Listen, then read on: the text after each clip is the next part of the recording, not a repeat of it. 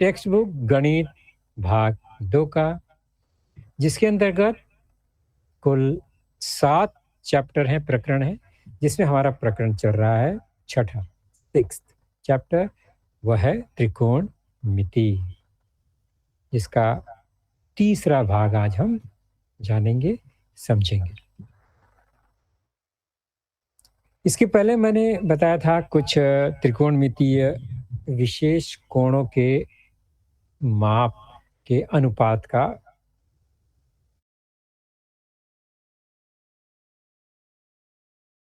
cos theta का मान बताया गया था।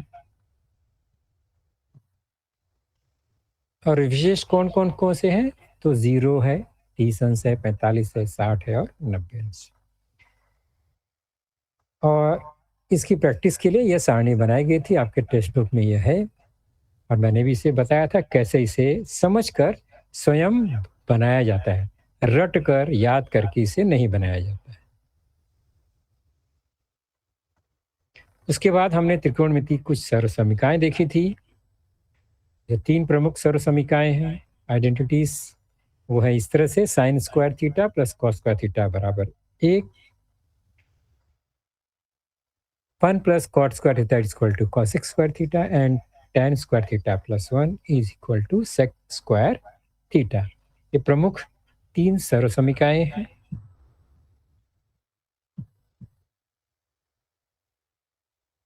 तो इसे हम त्रिकोणमितीय सर्वसमीकाएं कहते हैं। इसी पर आधारित प्रश्न संग्रह 6.16.1 पेज नंबर 131 पर आपके टेक्स्ट बुक में ये कुछ प्रश्न दिए गए थे, जिसकी हमने शुरुआत की थी, जिसमें हम चौथा प्रश्न आज देखेंगे, जो कि सर्वसमीका पर आधारित है। यदि sec 5 sec theta minus 12 sec cosec theta is equal to 0 हो तो सेक थीटा, कॉस थीटा तथा साइन थीटा का मान ज्ञात कीजिए। तो यह एक समीकरण दिया गया है, इसके आधार पर हमें 3 अनुपातों के मान ज्ञात करने हैं। सबसे पहले क्या करेंगे, जो अनुपात समीकरण दिया गया है उसको हम लिखेंगे।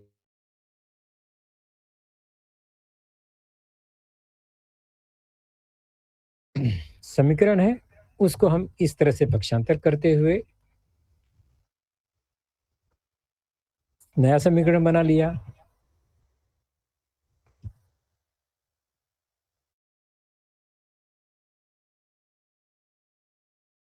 का अनुपात बना लिया, यानी जो सेक थीटा और कॉसेक थीटा का अनुपात है, राइट से लेफ्ट में आ गया, और उसके साथ जो संख्या है 12 और 5 वह एक तरफ चले जाएगा, जो कि बन जाएगा 12/5। पक्षांतर से यह हो गया। अब जो सेक थीटा है वो 1/cos थीटा के बराबर होता है, तो हमने उसको एक cos थीटा लिख दिया। और जो कॉसेक थीटा है वो 1/sin थीटा के बराबर होता है, तो हमने उसको ऊपर लिख दिया। तो ये सिंपल जो प्रमुख शुरुआती अनुपात है, मुख्य अनुपात है, उसके रूप में यह आ गया साइन थीटा बटे कॉस थीटा, जिसका मान हो गया 12/5। ओके, साइन थीटा बटे कॉस थीटा जो कि tan के बराबर होता है, तो tan थीटा बराबर हो गया 12/5। तो tan थीटा का मान तो हमें मिल गया, इसको हम नोट कर लेंगे। अब त्रिकोणमितीय अनुपात tan थीटा, अनुपात का मतलब सर्वसमीका की बात हो रही है, तो उसकी सर्वसमीका क्या है, tan square theta plus 1 equal to sec square theta बराबर tan का मान पता है और सेक का मान इससे हमें मिलेगा इस सर्वसमीका से। तो tan का मान 12/5 है, तो उसका वर्ग हो गया plus 1 equal to sec square theta बराबर। हल करेंगे हमें मिलेगा 144/25 धन 1 बराबर सेक स्क्वायर थीटा। और आगे इसको हम सरल करेंगे तो यह बन जाएगा 144 plus 25/25 equal to sec square theta. और इसको हम और सरल करेंगे तो बन जाएगा 169/25 equal to sec square theta. तो सेक स्क्वायर थीटा मिल गया है, तो वर्गमूल निकालेंगे तो हमें सेक थीटा का मान मिल जाएगा। सेक थीटा बराबर ये जो अनुपात है 169/25, इसका वर्गमूल स्क्वायर रूट, और वो होगा 169 का स्क्वायर रूट 13 और 25 का 5, 13/5। सेक थीटा का मान हमें मिल गया यहाँ पर। अब आगे चलते हैं। सेक थीटा जो कि 1/cos थीटा के बराबर होता है ना। cos थीटा का यह गुणात्मक प्रतिलोम है, तो सेक थीटा भी 1/cos थीटा के बराबर हुआ। तो 13/5 जो है वो 1/cos थीटा के बराबर है। तो cos थीटा जो हो जाएगा उसका प्रतिलोम 13/5 का, जो कि 5/13 के बराबर हुआ। क्लियर हो गया ये। तो cos का मान भी निकल गया। हमारे प्रश्न में सेक थीटा cos थीटा का मान निकालना था, वो हमने निकाल लिया। अब बच गया साइन थीटा का मान ज्ञात करो। तो cos थीटा का मान हमें मिल गया, और tan थीटा का मान हमें पता है 12/5। तो cos का मान पता है, tan का मान पता है, तो साइन का तो निकाल ही सकते हैं हम, क्योंकि हमें पता है साइन थीटा बटे cos थीटा होता है tan थीटा के बराबर, और जो कि 12/5 है यहाँ पर। अब चूंकि cos थीटा का मान भी हमें मालूम है, तो साइन थीटा का मान निकालना बहुत आसान है।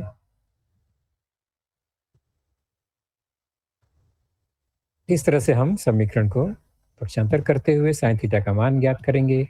12/5 गुणे cos थीटा, जिसका मान है 5/13। ये क्वेश्चन नंबर 3 से पता चल रहा है। सरल रूप देंगे, 5 से 5 कट गया,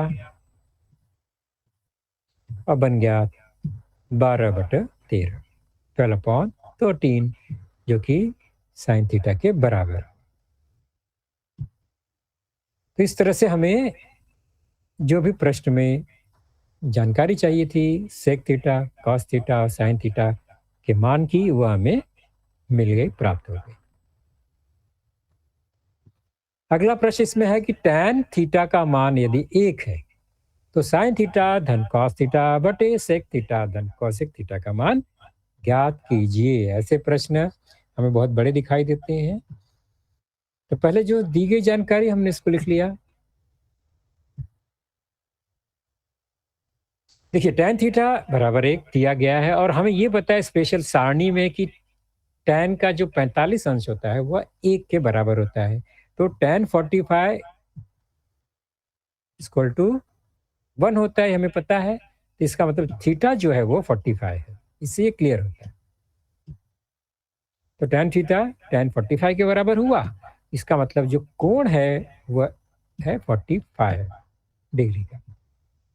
ओके, तो थीटा 45 है, इसका मतलब ऊपर जो हमें मान ज्ञात करना है साइन थीटा धन कॉस थीटा, सब में वो 45 45 45 ही होगा। ओके, तो साइन थीटा धन कॉस थीटा सेक थीटा धन कॉस थीटा, इसकी जगह पे हम लिख सकते हैं साइन 45 प्लस कॉस 45 सेक 45 प्लस कॉसेक 45। तो डिग्री है वो वहाँ 0 दिखाई दे रहा है, मैं इसको ठीक कर देता हूँ यहीं, क्योंकि ये हमें क्या दिखाई दे रहा है,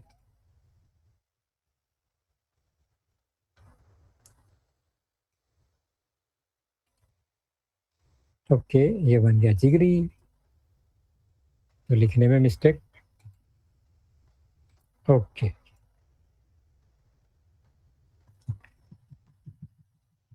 तो हमने इसे ठीक करते हुए यहाँ पर दुरुस्त कर दिया। साइन 45 धन कॉस 45 सेक 45 धन कॉसेक 45 डिग्री का मान हो गया। अब 45 साइन 45 का मान आपको पता है 1/2, कॉस 45 का मान भी सेम है 1/2। सेक 45 का मान जो है वो उसका उल्टा है, करनी 2, और कॉसेक 45 का मान भी उसका प्रतिलोम है, करनी 2। इस तरह से हल करते हुए हम देखेंगे।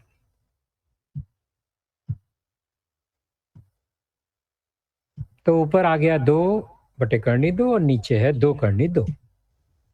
उसका हम सही सही परमयीकरण करेंगे तो ये हो जाएगा 2/2 गुणे 1/2 करनी 2। 2 से 2 कट जाएगा, 2 एकम 2 लिख सकते हैं और ऐसा हम लिख सकते हैं 2 करनी में 4 या उसका वर्गमूल 2। अब कैसे भी सरल कीजिए, ये सरल होने के बाद आएगा 1/2। तो इस तरह से जो हमारा मान था दिए गए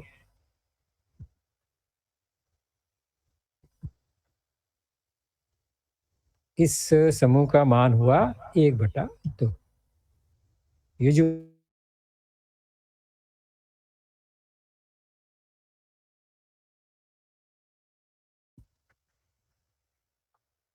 गुड।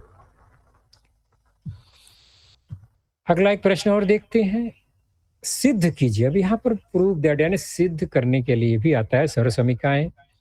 कैसे, उसमें कुछ समीकरण दिए गए होंगे, मान दिए गए होंगे और हमें सिद्ध करना होता है सर्व समीकरण की सहायता से। पहला, साइन स्क्वायर थीटा बटे कॉस थीटा धन कॉस थीटा बराबर सेक थीटा होता है, ये सिद्ध करना है। तो लेफ्ट हैंड साइड हम जो है हमारा जो बायां पक्ष है वो हम लिख के फिर दायां पक्ष के बराबर उसको हल करने का प्रयास करेंगे, ये पहला नियम। दूसरा है कि हम लेफ्ट हैंड साइड को एक बार सरल करते हैं, सरलतम रूप लाते हैं, फिर राइट हैंड साइड को सरल करके सरलतम रूप लाते हैं और किसी न किसी जगह पॉइंट पर वो दोनों बराबर हो जाएंगे, तो यह सिद्ध हो जाता है कथन है। साइन स्क्वायर थीटा बटे कॉस थीटा धन कॉस थीटा। अब हम लेफ्ट हैंड साइड को हल करेंगे और कोशिश करेंगे कि वो राइट हैंड साइड के बराबर आ सकता है क्या, सरल करते हुए देखेंगे। तो सबसे पहले साइन स्क्वायर थीटा बटे कॉस थीटा धन कॉस थीटा बटे 1, इसको हम क्या करेंगे, सरल करेंगे तो यह आ जाएगा sign square theta plus cos square theta, तिरछा गुणा हो गया, ये नीचे आएगा कॉस थीटा गुणे 1 मतलब कॉस थीटा, जैसे कि हम अनुपातों का योग कहते हैं। अब हमने देखा कि साइन स्क्वायर थीटा और कॉस स्क्वायर थीटा एक सर्व समीकरण बन गई जिसका मान होता है 1 और नीचे कॉस थीटा है जो कि सेक थीटा के बराबर होता है। कॉस थीटा का विलोम प्रतिलोम जो है वो सेक थीटा होता है, तो ये 1/cos थीटा सेक थीटा के बराबर हो गया। और हमारा जो राइट हैंड साइड का कथन है वह भी सेक थीटा है, तो यह सिद्ध हो जाता है। दूसरा है कॉस स्क्वायर थीटा कोष्टक में 1 धन tan स्क्वायर थीटा, यह होता है 1 के बराबर। चलो सिद्ध करते हैं, क्योंकि लेफ्ट हैंड साइड में ही सारा अनुपात है, राइट साइड में 1 है, तो हम लेफ्ट साइड को ही लेंगे और क्या करेंगे, कोष्टक को तोड़ने का प्रयास करेंगे। कॉस स्क्वायर थीटा या हम सर्व समीकरण का प्रयोग करेंगे tan स्क्वायर थीटा धन 1 बराबर सेक स्क्वायर थीटा, ये हमारी दूसरी सर्व समीकरण थी, आपको याद होगा। तो यहाँ पर 1 प्लस tan स्क्वायर थीटा कोष्टक में है, उसको हम सेक स्क्वायर थीटा लिख सकते हैं। ओके, अब हम क्या करेंगे, cos square theta sec square theta जो कि विलोम है किसका, 1/cos थीटा का, तो ये हो जाएगा 1/cos स्क्वायर थीटा। और कितना आसान हो गया, cos स्क्वायर थीटा कैंसिल हो गए और आया 1। इस तरह से मान 1 आ गया जो कि राइट हैंड साइड के बराबर है। इसलिए हम कह सकते हैं cos स्क्वायर थीटा कोष्टक में 1 धन tan स्क्वायर थीटा का मान 1 होता है।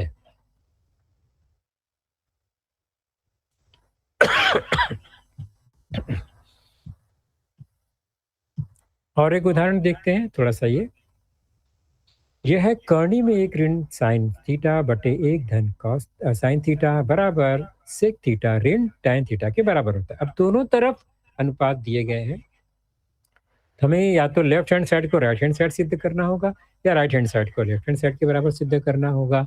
चलिए शुरू करते हैं। पहला 1 minus sine theta upon 1 plus sign theta का मान क्या होता है।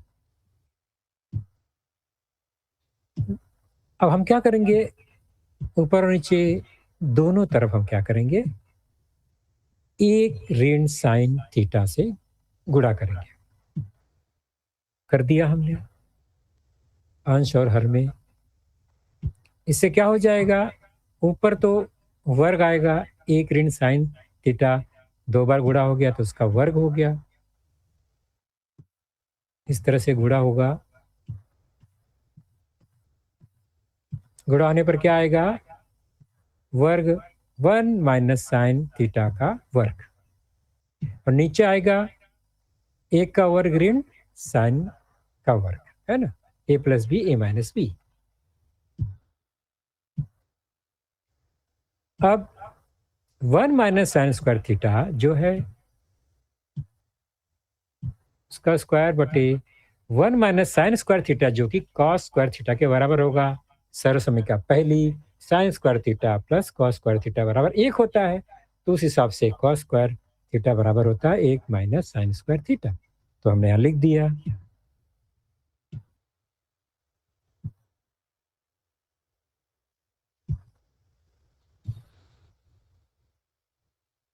तो इस तरह से 1 minus sine theta 1 plus cos theta बराबर 1 माइनस साइन थीटा का वर्ग और कॉस स्क्वायर थीटा होता है। लेफ्ट हैंड साइड का ये मान हुआ। अब हम क्या करेंगे,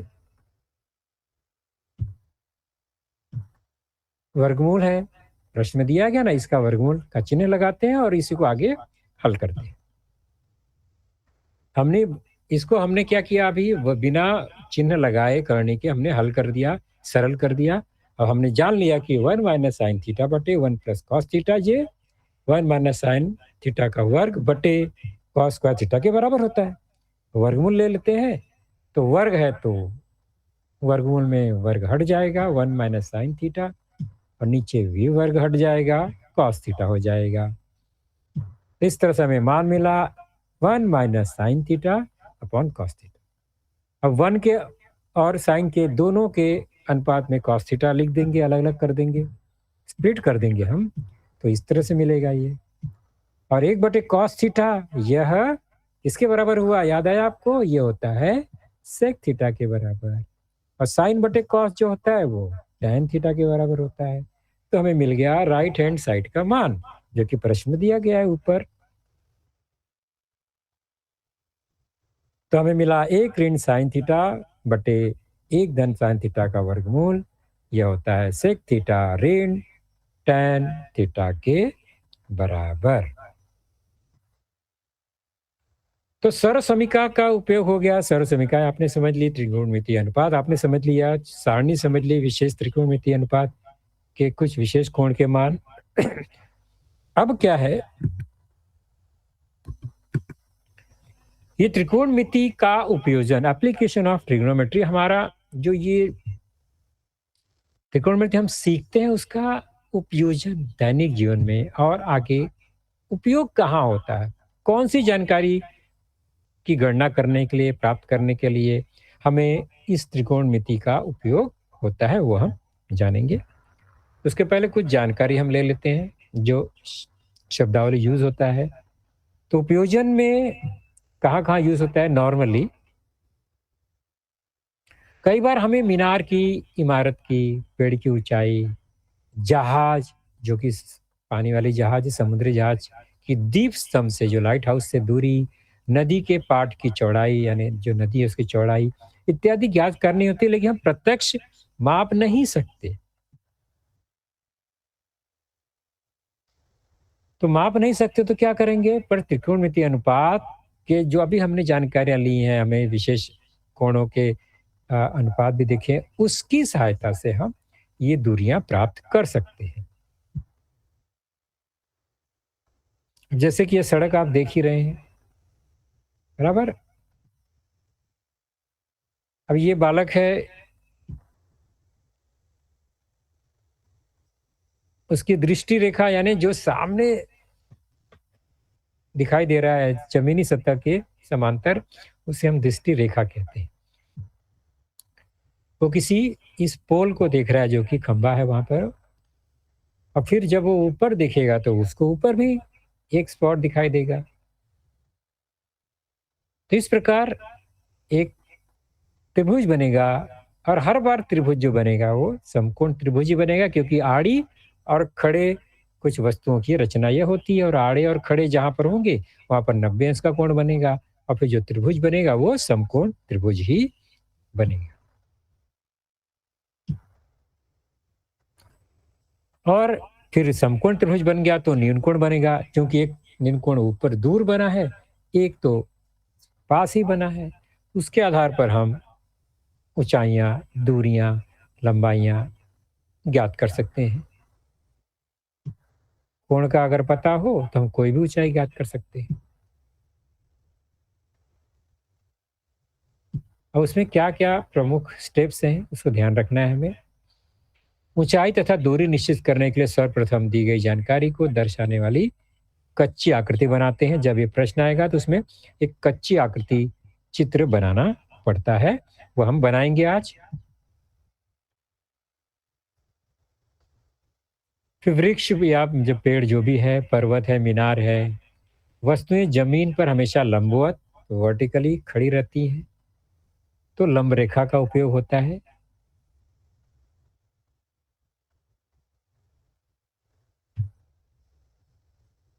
और कोई निरीक्षक उसे देख रहा है तो उसकी अपनी ऊंचाई अगर नहीं दी गई है कुछ भी, तो हम उसे कंसिडर नहीं करेंगे, क्योंकि निरीक्षक अगर कोई व्यक्ति है तो हम एक 4, 5, 6 फुट का वह व्यक्ति है तो उसकी गणना तब तक नहीं होती जब तक इसका मान नहीं दिया गया है, नहीं तो हम नॉर्मली उसकी ऊंचाई का विचार नहीं करते। ओके। और वो हमेशा जमीन के दृष्टि रेखा के समांतर ही देखता है। नॉर्मली हम भी सामने देखेंगे तो जमीन के समांतर ही देखते हैं।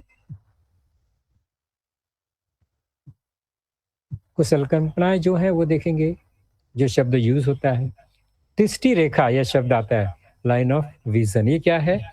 तो हम सामने जब देख रहे हैं तो वो जो दृष्टि रेखा है, किरण है, उसे हम लाइन ऑफ विजन कहते हैं, वो जो कि क्षैतिज समांतर होता है जमीन से। ओके।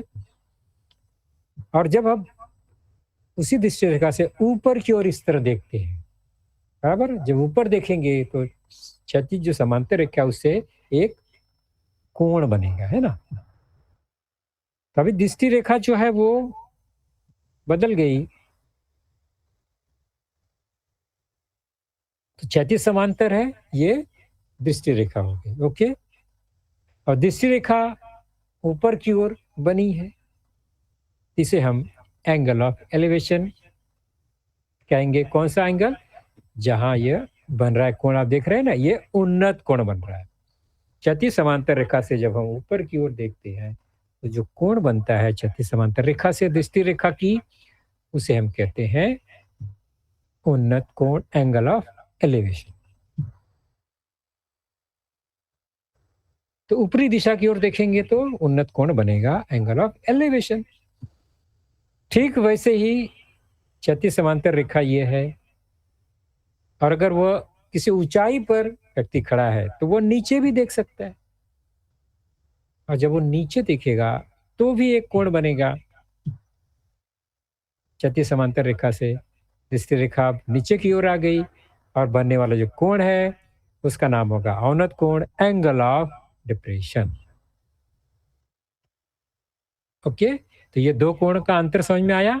उन्नत कोण यह शब्द आ गया अगर प्रश्न में, इसका मतलब जो निरीक्षक है वो समांतर क्षैतिज रेखा से ऊपर की ओर देखता है। और अगर अवनत कोण यह शब्द आ गया, एंगल ऑफ डिप्रेशन, तो हमेशा वह, इसका मतलब वह व्यक्ति या निरीक्षक किसी ऊंची जगह पर खड़ा है और वह नीचे की ओर देख रहा है।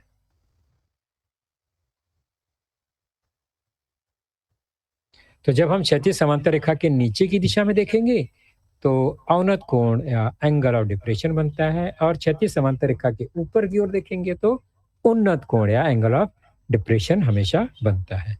तो दोनों स्थिति में कोई ना कोई एंगल तो बनेगा ही। अब हम एग्जाम्पल लेते हैं और समझने का प्रयास करते हैं। प्रश्न बहुत मजेदार होते हैं। ये प्रश्न आप दैनिक व्यवहार के प्रश्न है, बहुत सिंपल सी भाषा में प्रश्न होते हैं। आप समझने का प्रयास कीजिए। उसमें कुछ टेक्निकल ये वर्ड जो आ जाते हैं, मैंने अभी बताया, तो उसका अर्थ थोड़ा समझना पड़ता है। पहला, किसी पेड़ के तने से 10 मीटर की दूरी पर खड़ा निरीक्षक पेड़ की चोटी की ओर देखता है। अब ये आपको समझना है कि वो कहाँ देख रहा था पहले और बाद में वो कहाँ देखता है। इससे हमें पता चलेगा कौन सा कोण बनेगा, उन्नत कोण बनेगा या अवनत कोण बनेगा। ओके, चलिए प्रश्न मैं पूरा पढ़ता हूं पहले। किसी पेड़ के तने से 10 मीटर की दूरी पर खड़ा निरीक्षक पेड़ की चोटी की ओर देखता है, तब 60 अंश माप का उन्नत कोण बनता है। इसने पहले ही बोल दिया उन्नत कोण बनता है, मतलब वो ऊपर की ओर देख रहा है। उस पेड़ की ऊंचाई कितनी होगी बताइए। अब ऊंचाई तो हम पेड़ पर चढ़कर तो नहीं नापेंगे, है ना। जमीन पर खड़े खड़े हमें नापना है, कैसे नापेंगे। ओके, चलिए हम पहले क्या करते हैं, कच्ची आकृति बनाएंगे। पहला नियम यही है। और कुछ मान यहाँ दिया गया है। कर्णी 3 का मान 1.73 होता है। जहां पर जरूरत पड़ेगी इसका उपयोग करेंगे। चलिए, ये एक पेड़ है। मैं एक सिंपल आइडिया बताता हूँ। आप कल्पना कीजिए कि यह एक पेड़ है जिसे कि निरीक्षक देख रहा है, और पेड़ की चोटी पर ए मार्क मैंने कर दिया है। अब बी क्या है, उसका तना है, ये जमीन से लग सटा हुआ एकदम, और ये पेड़ है। क्लियर हो गया। अब इस तने से 10 मीटर दूरी पर, देखिए वहां लिखा गया 10 मीटर दूरी पर खड़ा एक निरीक्षक है। वो पॉइंट है सी, जहां पर निरीक्षक खड़ा है। हमने लिख दिया निरीक्षक है, पॉइंट सी पर खड़ा है।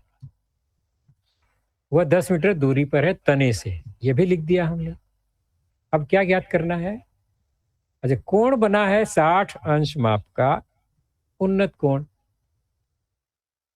तो ये उन्नत कोण, अब उसने क्या किया, चोटी को देखा है ऊपर, तो दृष्टि रेखा से उन्नत कोण बन रहा है, वह है 60 अंश का, बराबर। तो यह फिगर अगर आपने बना लिया, तभी आपका जो प्रश्न है वो सही सही हल हो पाएगा। अब हम क्या करते हैं, ये आकृति में देखिए, अभी वो पेड़ मैंने बताया है, आपको पेड़ बताने की जरूरत नहीं। आप सीधे सीधे हम समकोण त्रिभुज बनाएंगे और भुजाओं को ही कहेंगे कि यह पेड़ है, ये निरीक्षक है, ये दूरी है, इत्यादि। तो आकृति में ये भी पेड़ की ऊंचाई है, वो हमने लिख दिया। निरीक्षक की पेड़ से दूरी 10 मीटर है, वो भी लिख दिया। थीटा जो है 60 अंश है, वो भी लिख दिया। अब समकोण त्रिभुज में क्या होगा, तो ये आकृति आपको बनानी है। इसी आकृति के आधार पर प्रश्न हल करना है। दिया गया मान है CB, जो कि 60 अंश की संलग्न भुजा है, और ज्ञात करना है पेड़ की ऊंचाई, जो कि 60 अंश की सम्मुख भुजा है। सम्मुख और संलग्न से कौन सा अनुपात बनता है, ये हमें जानना है। और हमें पता है सम्मुख और संलग्न, सम्मुख बटे संलग्न से tan अनुपात बनता है, बराबर। यहां पर देखो त्रिकोणमिति का उपयोग होगा। तो समकोण त्रिभुज राइट एंगल ट्रायंगल ABC में हम देखेंगे tan 60 का मान क्या होगा, tan 60 अनुपात होगा सम्मुख भुजा AB बटे संलग्न भुजा BC। इतना आपने कर लिया। अब मान रखते हैं। AB का मान, पेड़ की ऊंचाई है, ज्ञात करनी है। BC का मान 10 दिया गया है। गुड। अब tan 60, और tan 60 का मान क्या होता है, tan 60 का मान आपको सारणी के हिसाब से अगर याद है, वह है कर्णी में 3। तो tan 60 इक्वल टू √3, यह बराबर हो गया AB बटे 10 के। अब कर्णी 3 का मान भी प्रश्न में ही दिया गया है, वो है 1.73, अप्रोक्सीमेट वैल्यू है। तो AB का मान हो जाएगा 10 कर्णी में 3,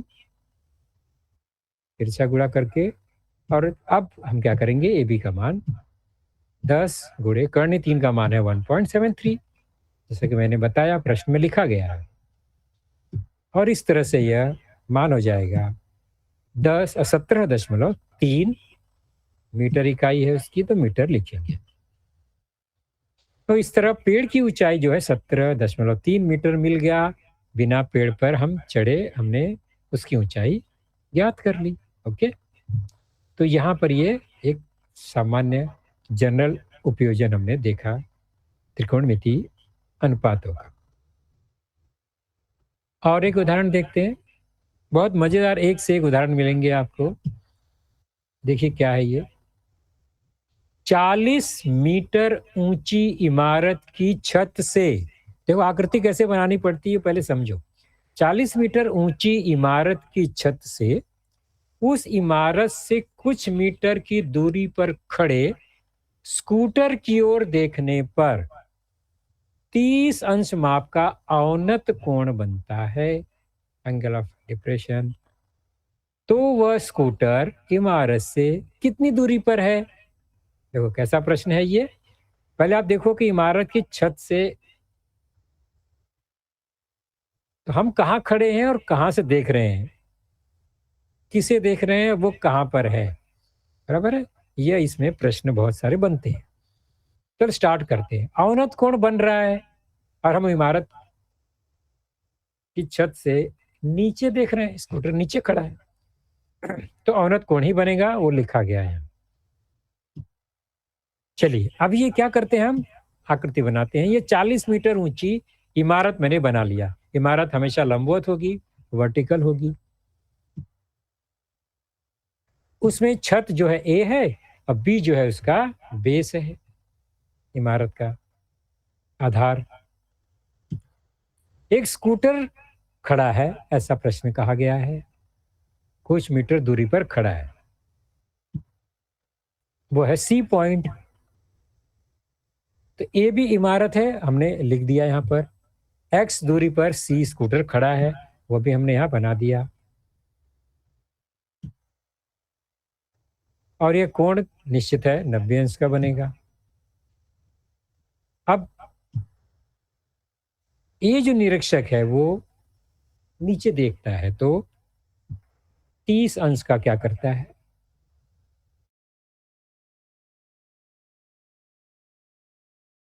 जरूरी बात है ये कि कोण बनेगा कहाँ। तो वह सामने देख रहा है, निरीक्षण भले ऊपर है लेकिन पहले सामने देखता है क्षैतिज समांतर, फिर वो नीचे की ओर देखता है।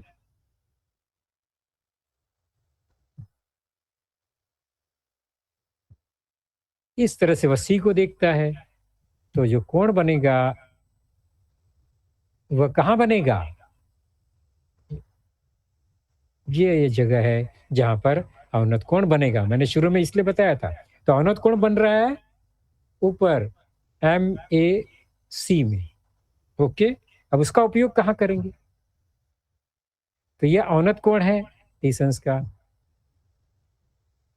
तो C भी 30 अंश का हो जाएगा। कैसे?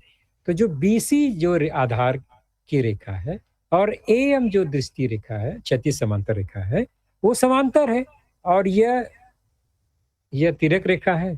तो 30 अंश और नीचे जो C है वो क्या है? एकांतर कोण है जो कि बराबर है। तो जो 30 होगा वही C होगा। बात समझ में आ गई? अब हम आकृति यानी समकोण त्रिभुज में आ गए और कोण भी हमें मिल गया। कोण MAC और कोण AC भी एकांतर कोण है, इसलिए बराबर है। अब समकोण त्रिभुज ABC में कोण 30 के सामने 40 मीटर है और संलग्न में x है, तो सम्मुख और संलग्न का अनुपात लेना है, मतलब हमें tan का ही अनुपात यहां भी लेना है। तो tan 30 होता है सम्मुख, 30 की सम्मुख यानी AB, 30 की संलग्न BC। मान रख देंगे AB का 40, BC का x।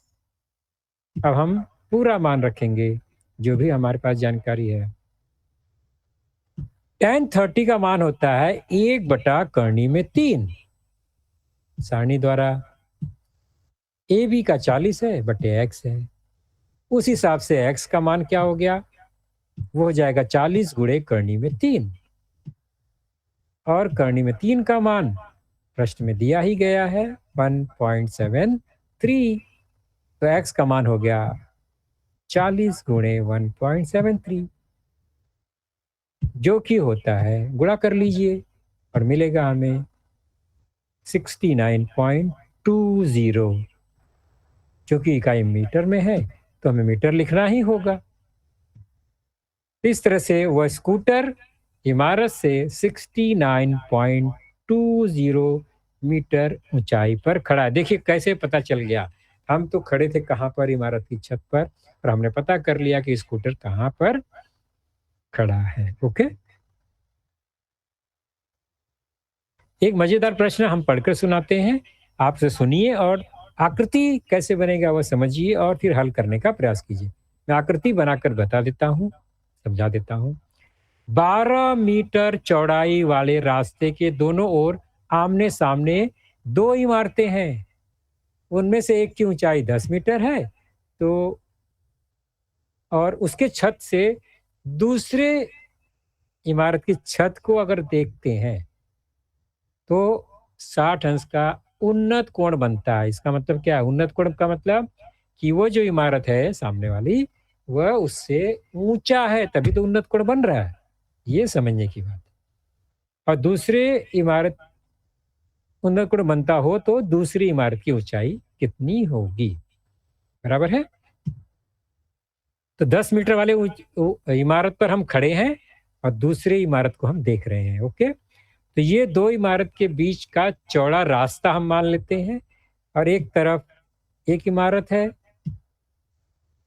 रास्ते की चौड़ाई 12 मीटर है, यह एक इमारत, ये दूसरी इमारत, उन्नत कोण बन रहा है, मतलब हम क्या कर रहे हैं, डी से दूसरी इमारत की छत को देखेंगे ऊपर की ओर, तो यह उन्नत कोण बन गया 60 अंश का। ओके,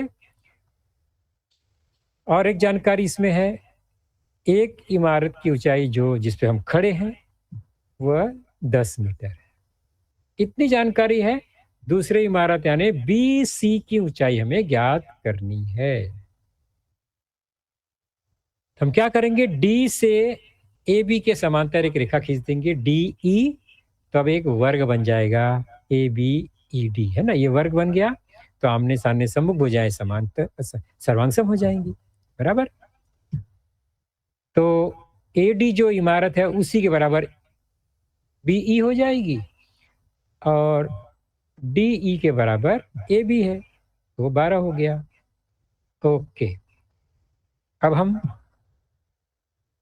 सी ई की ऊंचाई h मान लेते हैं और प्रश्न को हल करेंगे। समकोण त्रिभुज सी ई डी या डी ई सी में इसका उत्तर आपको मिलेगा। यह त्रिभुज है, समकोण त्रिभुज, समझ में आ गया। यहाँ पर हम tan का अनुपात निकालेंगे, h का मान निकालेंगे, h जो है वो c की लंबाई है, ऊंचाई, और e भी 10 मीटर पहले से है, उसमें 10 जोड़ देंगे तो पूरे इमारत की ऊंचाई हमें मिल जाएगी। ओके, यह एकदम क्लियर हो गया। तो आप स्वयं इसे हल करने का प्रयास करेंगे